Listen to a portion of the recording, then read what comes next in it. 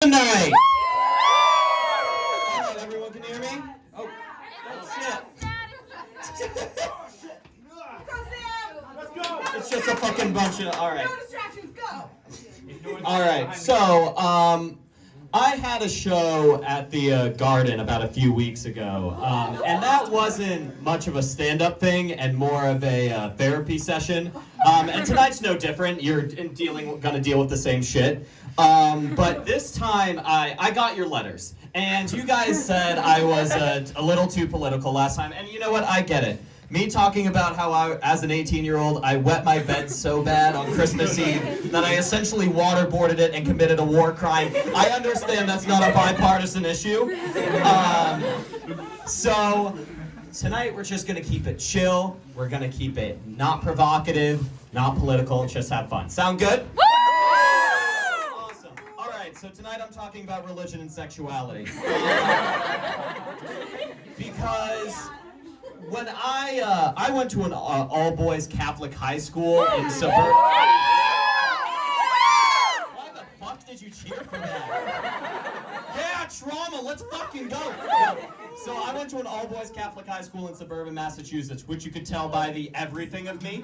And but if I didn't go to all-boys Catholic high school, I wouldn't have discovered that I am bisexual. Yay!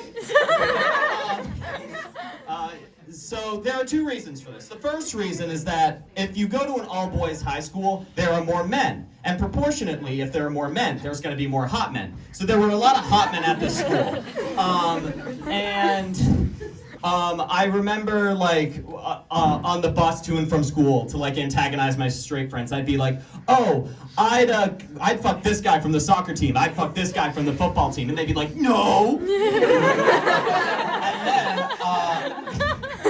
And then I'd go home and masturbate to those same guys, and I realized it wasn't a bit anymore. So the troubling part was that as I was developing my sexuality, I was also developing my political identity, and those two fucking contradicted, because as I was becoming more of a leftist, my taste in men began to develop, and that taste was twink Republicans.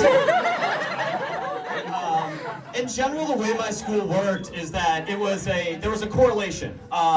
The more attractive you were, the more problematic you were. Like, when I came out, I had a lot of people come to me and say, hey Sam, listen, I don't get it, but I'm here for you. Or, hey dude, I fully support you. And they were also nice and kind and very unattractive. On the other hand, I was in AP Stats class, and there were these two guys behind me. It was college season, and they were talking about how they were going to lie and say they were gay on their Common Apps to get into better universities. Yeah. Ellen in the front is like, let's go! I fucking love those guys. My role models. You know, if they weren't so fucking hot, I would have said something. But their abs were showing through their Vineyard Vines polos. I can allow a little gay face to slide if they promise to slide into me while Miss Martin's talking about stratified random sampling.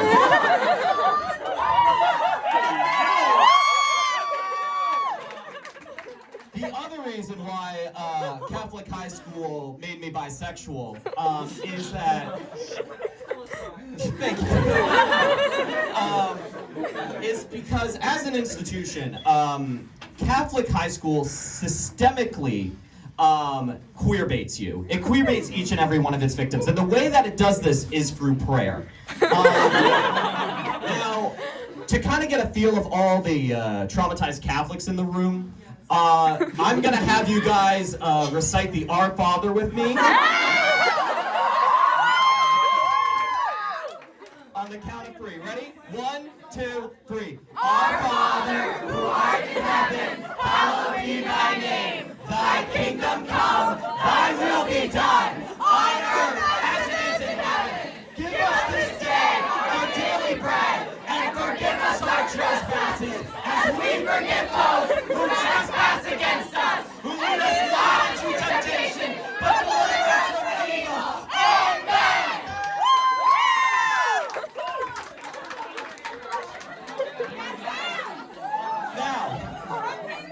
Now, I don't know if you guys were listening, but there are some odd words and odd sentences in that thing. In fact, I'm willing to say the Our Father is the gayest prayer in any religion in history. Let's kind of dissect this thing from the top.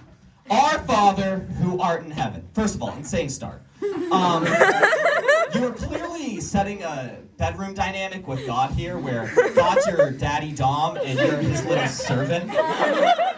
Not only are you calling God your father, which in biblical terms means daddy, but you also are elevating God to like this heavenly status, essentially saying, do what you will with me. So let's go into the next thing. Hallowed be by name. Hallowed. Hallowed sounds like hollowed. Hollowed. First syllable of hollow sounds like hole. Hole. You have a hole. It's your butt. God's gonna fuck your butt. He's gonna... Continue. Let's continue. Thy kingdom come. That one's... Come on. Dude's fucking coming on you. We don't need to elaborate. Thy will be done on earth as it is in heaven. The thing that's being done is sex. We're not idiots here. But what he's saying with this line is God's gonna fuck you so good on earth that your ecstasy is gonna ascend into heaven while you ride his crucified cock. Give us this day our daily bread. At this point, God is saying to your submissive, readable, tight Catholic ass that he's your sugar daddy. He's giving you this bread. And forgive us your trespasses as we forgive those who trespass against us. This line, God has essentially got you in a chokehold at this point. He's got you tied up to the altar. The organ is blaring Ty Dolla Sign. And glad someone like that. And he's essentially saying, do not trespass me while I trespass your colon. And to finalize, the final line, I totally forgot the Our Father in the midst of this. I think God hates me. To trespass against us.